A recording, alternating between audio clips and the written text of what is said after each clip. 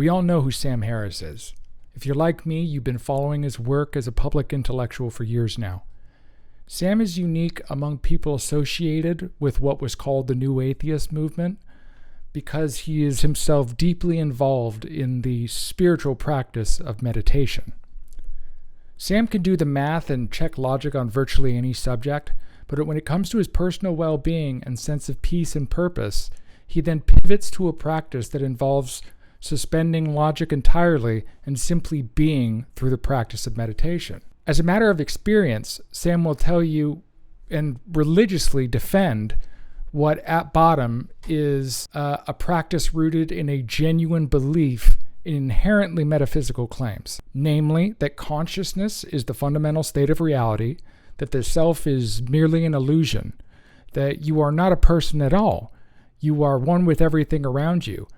And if you sit and practice meditation, eventually the illusion of the self will dissolve for you, and you too will understand the power of meditation. It's essentially a very boiled down version of the Eastern religious practices that he spent his 20s studying. Sam was in the fortunate situation of being able to drop out of Stanford and spend the rest of his 20s traveling around the far corners of the globe, going on silent meditation retreats and soaking up Eastern religious practices and Lord knows what else. I'm sure a lot of people would really benefit from being able to spend the entire decade of their 20s writing and meditating and chasing their bliss. Not everybody can have a mom who, created the Golden Girls. It goes without saying that very few people are able to so fully immerse themselves in spiritual practices. Because like any deeply religious man, and I don't say this with condescension, the practice of meditation, the places it's taken him, the peace it has brought him, which he knows because he's experienced it in his real life, that experience is undeniable and profound. That's full scale, exactly what millions of religious people do every single day. They feel God with them and through those around them. When they kneel down and pray, they know they are in the presence of God. If Sam had spent his 20s praying silently in a monastery, if he kept asking God to show up, eventually God would have showed up. And in all likelihood, Sam would be out there saying, well, I definitely believe in God and the power of prayer, but I don't recognize the authority of any particular church. Sam has never taken other religious practices seriously because he has already found his own faith and grew up in circumstances where he only ever knew Christianity as a caricature, as something for all of them, for the unwashed masses. He was never, growing up in the situation he did in Los Angeles, he was never going to, try to become a Christian. He was always going to go somewhere that's like cooler. Yes, of course, an atheist person can find spiritual connections and have solid moral foundations. People from all faiths and backgrounds can be genuinely good people. But when pressed about people's need for religious faith, as he understands it, Sam likes to point to the fact that he and his friends are all non-religious and they are decent people, so anyone can do it, right? If everyone was given that kind of opportunity to explore the nature of their own mind and spirit and were raised with stable, kind, and loving parents, perhaps they too could throw out all the stories and culture that made it all possible for him to find such a deep and rich experience in meditation in the first place.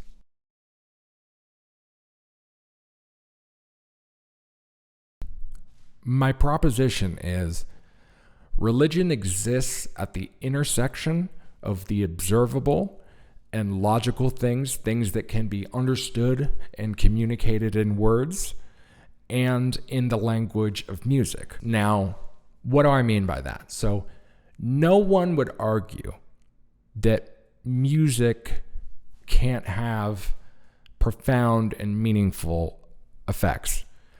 When you listen to the Moonlight Sonata by Beethoven, it tells you something. It speaks to you. It is emotion. It can fundamentally transform you. And yet, what is the empirical meaning of music? What is its actual content? The experience of the music itself, where it takes you, is the point. to analyze it on any other level is to miss the essence of what it is.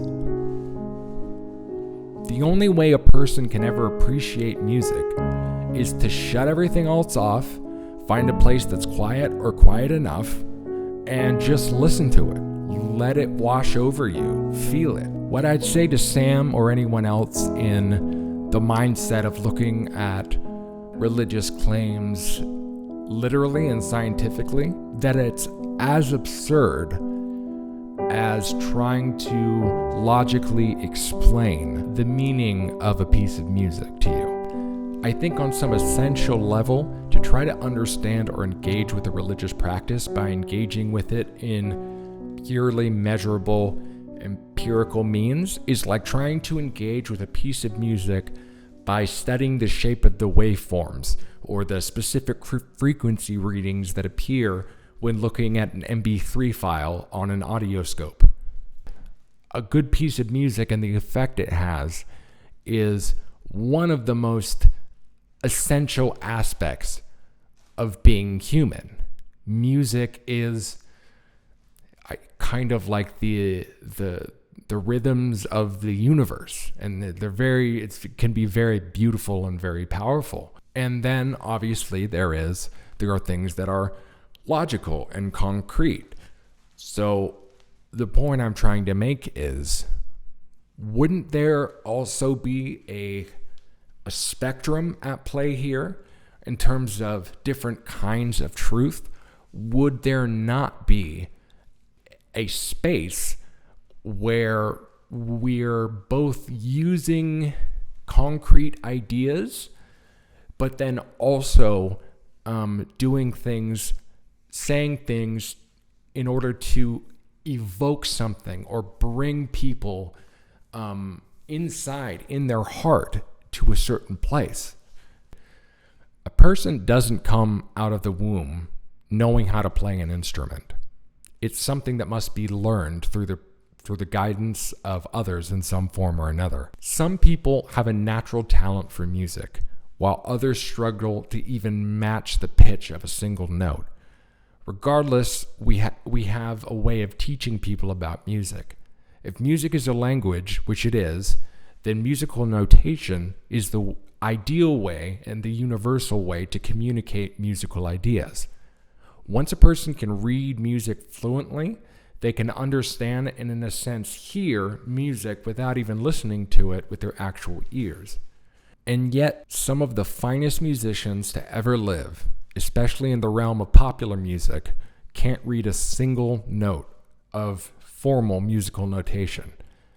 It's just a series of, a piece of sheet music is just a series of incomprehensible shapes that don't communicate anything to them at all musically. Like, how can that be true?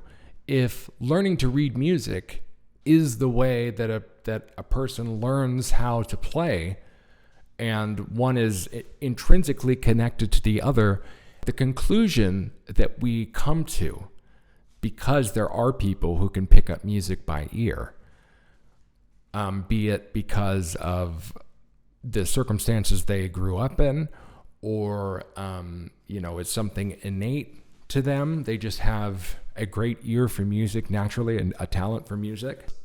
But none of those people come out, or really no one comes out and says, we should throw away musical notation because musical notation is just some squiggly lines on paper. Like, that's not music. What are you talking about? This is music, see? This is this chord and that chord, and you just do, feel. Then all of a sudden, a lot of people just would never be able to pick up on that, or it would just be extremely confusing to them. Sam Harris grew up in a highly privileged situation, one that I would say is rife with opportunity to pick up God by ear, so to speak. He had affluent parents, a stable home life. He never wanted for anything. And while his parents may not have been religious, they surely did learn many of their moral ideals through at least semi-religious means in their youth and carried those ideas forward. It's clear that many, if not all of the lessons traditionally taught through religious stories and biblical principles can be learned through means other than the explicitly religious. But try to perform a symphony with a full orchestra without using musical notation, and you're probably going to have a serious mess on your hands. Why are you looking at this piece of paper? That's a piece of paper with words on it. What are you talking about? Showing a person a piece of music and calling that what the religion is about is to entirely miss the point of what music does. Music is supposed to be played. The playing of the music, both for the player and to the listener, is not about the sheet music or the theory. It is ultimately about what the music communicates to us on its own terms. Much in the same way, Sam thinks that the way that we should communicate moral ideas is something akin to, you should be good because it's good to be good, because if everybody's good, then things are gooder, you know? And it's like, be quiet and meditate, dude. If you put a small group of people on the earth without any history of culture to speak of, humanity would create language and begin to make some kind of music almost immediately, and some kind of religious structure would appear. It's not something we can cast on and off, nor is it something we can ever fully understand. But it doesn't really matter at the end of the day. Religion necessarily integrates moral lessons and truths about being human in a way that doesn't simply assert what the answers are. It weaves so many important aspects of life into a single complex tapestry that people can truly feel and be moved by in unison with others. It's essential that religious practices can work at scale across large numbers of people and have multiple levels of resonance, each deeper than the next. At the core, however, they should still be relatively simple and easy to understand. Society is going to be made up of people with many different levels of intelligence and education, and people will react and respond to the religion in different ways and at different levels. But all of them fundamentally still need to be integrated into a single coherent piece, which is something that, modern secular ideology absolutely cannot do. In Christianity, for example, you'll sometimes hear people say everyone has their own understanding of God. The unspoken thing being communicated there is that some people will have a very basic fairy tale understanding of religious stories. But out of respect for the greater harmony of the dance that's being initiated and the importance that it's coordinated in the same key and with the same tempo and with the same relative chord structure, they don't go up to other people and start telling them that the way they understand religion is wrong, because it could entirely get them off that page, and all of a sudden they'll start creating all kinds of crazy music. I think these are fundamental human categories. There are still spirits and demons we deal with all the time. We think we've evolved past all of this stuff, but for example, what is the Beatles, right? Where is the Beatles? Almost all of us, whether we like the Beatles or not, are aware of them. And if you were to go up to Paul McCartney now and point at him, and he's like, well, he's the Beatles, or he's part of the Beatles. It's like, no, that's yes, part of it, but that's just an old man. That's an individual. What it is in the context of society and the way that music has integrated itself into our society and all the iconography that comes with it, that crosses over into something else.